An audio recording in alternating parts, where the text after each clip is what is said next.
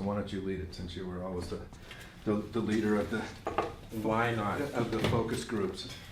That sounds good. So I guess when I started thinking about it, it's been a few months. It's been a while since we first started talking about Certifiably LIT, this whole idea of learning, inspiring, and teaching. And when I kind of think of it, sometimes I wonder,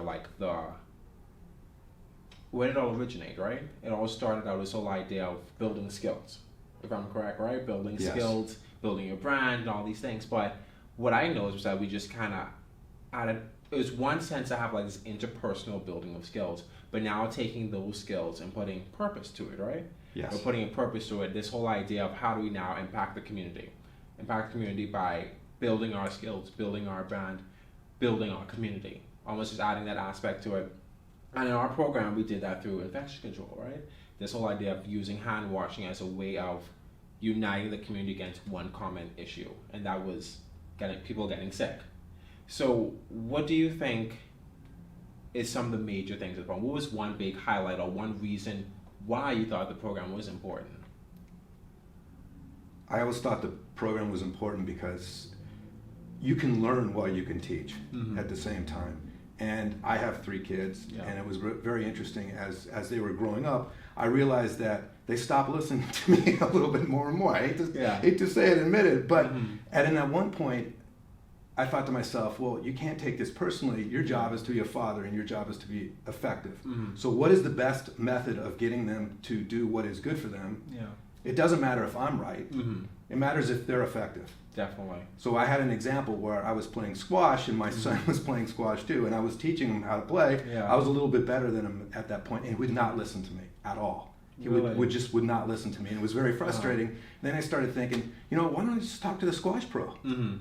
So I said, hey, Jess, can you get Nikki to do this? He's like, yeah, he should be doing this. So he tells Nikki to do it, and 2 seconds later, Nikki's doing it. He's doing it. He's doing it, and I tried to get him to do it for months. Yeah. Then I started thinking to myself, you know what? I was a kid way back when, and I didn't like listening to adults. I'd rather listen to my peers. So if my job is to teach, and your job is to teach, why don't we teach the kids how to teach kids? Exactly, this peer-to-peer model, Yeah, right? if it's all about getting it done and getting it done in an effective, efficient way, why not teach the teachers? Exactly. Take your ego out of it, work with the kids, impart to them skills and knowledge, and have them impart it to somebody else. Exactly. I guess that's what we did, right? Over the last 5 weeks, we had almost 11 guys, 12 or 13. Well, it depends on what day it was. On the days, right? And we did just that. We tried to develop this peer-to-peer teaching model where we took ourselves out of it. We became facilitators, not even teachers, facilitators of creating this program where students can learn more about hand washing through their peers telling the story, right? Well, we created the delivery system. Exactly. We didn't deliver the message. No. We just helped create the delivery system and helped create the deliverers. Exactly. With that, and the deliverers happen to be peers, because the kids listen to each other. They just do. And I think it's important for adults to take themselves out of the equation and concentrate on what they're really trying to do is try to be effective. We're trying to get this message out there, trying to get kids healthier, trying to have them wash their hands so they can control infections. It's just low-hanging fruit out there. And it's really amazing. I would tell somebody about the infection control. They're like, ooh, this sounds, all this highfalutin. Right? Then I was like, no, it's just hand washing. And they're like, really? I'm like, yeah, really. According to the CDC, hand washing is the most effective way to mitigate against colds and flus. Better than drugs, better than shots, better than other things. And we've talked about this, the domino effect that kids have, particularly kids that are on the margins too. They can't afford to miss school. No. They cannot afford to miss school. And so we were able to impart to our students what actually happens 4 or 5 moves down the chessboard. I like to tell them, we play chess here, not checkers. Completely different ball game, right? Completely different ball game. And one of the things, we've talked about this before, if you talk with the kids, not at them, all of a sudden they become a participant in this. And they take it and they actually own it. They become invested in it. They own it. And they actually want to impart it to somebody else because they've learned what's important. And that was a big part of the class too, right? This idea of learning was important. We had a whole research aspect. We spent about a week or so just researching what's credible information. The CDC versus, like you would say, Joe's blog, right? Joe's blog. Like, okay. Well, I read it on the internet. Well, in my day, that was like Yeah. I read it in the newspaper. Mhm. So what's the credibility? Well, if you read it in the New York Times, it was different than reading it from the give out paper Yeah. down the block. Well, see, that was a big part of it, right? And the research kind of built the foundation for the program. We started teaching students how to teach themselves, right? What's the websites you go to? What are the organizations you rely on? How do you become armed with your own information? Yeah, and all research is not the Yep. same. Mm-hmm. The CDC is quite more important than Joe's blog, Yeah. like we said. you know. And It's so it was, different, It was yeah. really, and it was really interesting because I remember one of the discussions we had. It was about GIFs. Yeah. Remember we were talking about Yeah. GIFs versus GIF. Mm-hmm. And I had heard the guy who invented the GIF talk about, well, it's pronounced GIF like the ice, like the Yeah. peanut butter. Mm-hmm. And one of the kids came back and they said, well, I read it on the Yeah. internet. And I was like, How do you well, pronounce yeah, GIF? how do you Yeah. pronounce it? And so you can find whatever you want to find. And I think one of the things that we did was we lended credibility to the discussion and the importance of the discussion that they will have with other people. Like, yes, we took this, anybody can look at our stuff that we did Yeah. and ask us to cite the sources, and we will cite the sources. Exactly. We included the CDC, the NIH, all the sources that were, many of the sources that are very reputable, and people, they're the gold standards, they're the benchmarks. So why not use those when you're trying to impart something? Exactly. And there's also, I'm sure, the next task was us trying to take that research and doing this brainstorming session. How do you now get 11 or 12 guys, 17, 18, 19, working together towards one common cause? The whole idea of, at first, what should the peer-to-peer teaching model look like? What should it accomplish? And then again, how do we make sure that it's engaging our target audience? Like this whole brainstorming session trying to accomplish those I thought goals. the brainstorming sessions, particularly in an all-male school Yeah. that's very athletic, Mm-hmm. I mean, it's like a locker room when it first started out. And we Yeah. had to establish rules for this. Mm-hmm. And to establish, we talked about what's the importance of brainstorming and why it's so important. Yeah. And how anything goes. And when I mean anything goes, like all ideas, the crazier the idea is fine. The judgment cannot be put on other people No. because you can build off that crazy idea. Mm-hmm. And somebody can build off your crazy idea. So I thought that was a really interesting exercise for them to do, to actually pull themselves back. Because I know a lot of them, they were like chomping at the bit, like they wanted to say something because some of the ideas were outrageous. Yeah. And that was good. They were, yeah. That was very good. That was part of what we were trying to do. But to establish some rules and some procedures in there and to have them understand the importance of brainstorming Yeah. also showed them the importance of working together as a team.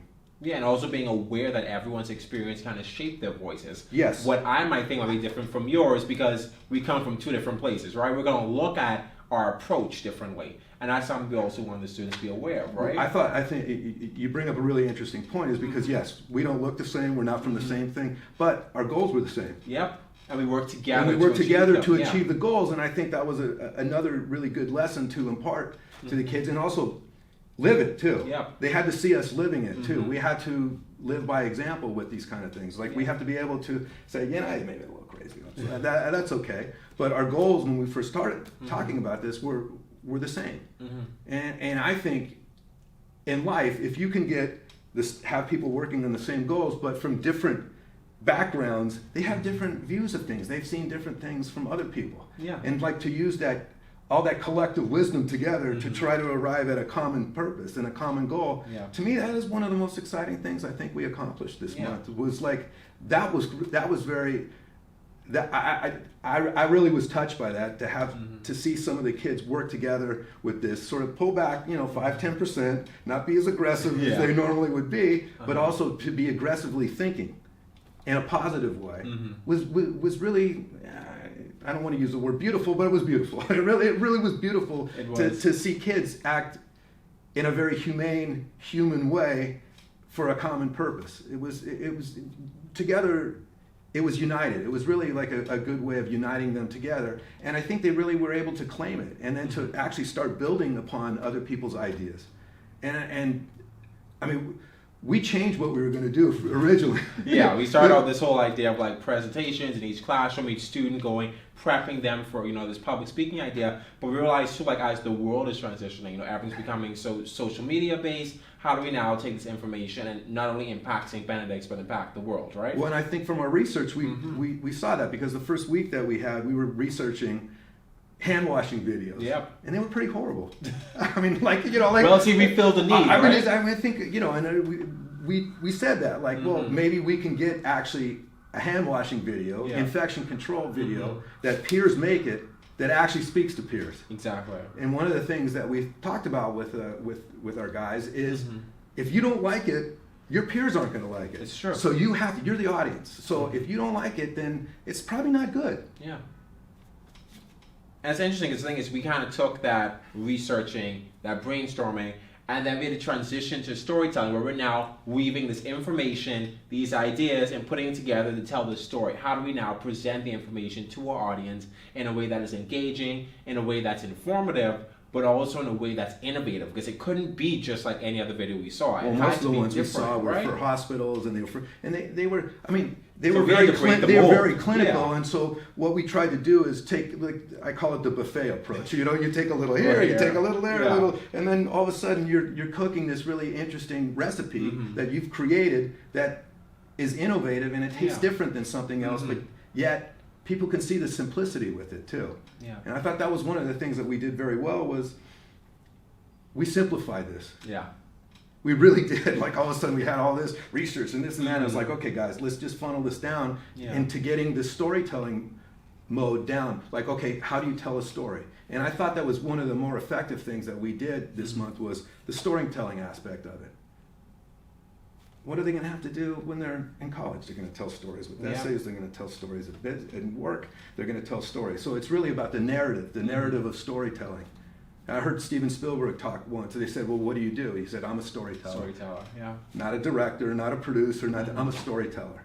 And I think when we started talking about this originally, the storytelling aspect was, to me, one of the more important elements of what we did. Yeah, I mean, we could take all this great research and have all this great music. If we're not able to tell the story, then it's not going to be effective. Yeah, what's the information out of the delivery system, right? And this whole idea, I guess what's one thing I enjoy too is the authenticity of it. They didn't tell a story of another high school somewhere else. They didn't tell the story that we told them to tell. They told this story that many of them shared. They know what it is to go into the HAB bathroom, wash your hands. You know what it is to kind of see someone come out of the stall and not wash their hands. They told the story through their eyes, something that they have seen, and they want to kind of expose, shed some light on the experiences and the practice that happened at their school, and let the rest of the world know that's what's going on. And how do we now speak up and empowering them to speak up and use their voice against practices that can negatively affect their health? And I think that was really important too. I think I'll take a little. I thought the more research they did, I hate to say it like this way, but the more disgusted they became. Oh yeah.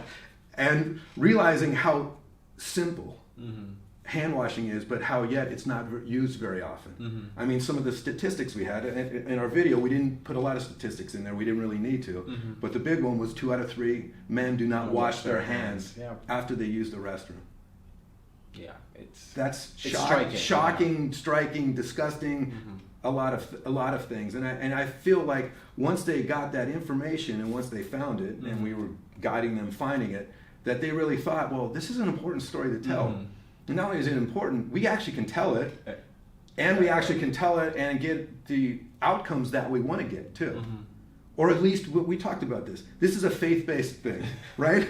It's very difficult to prove that if you wash your hands that you're going to get an A instead of a B+.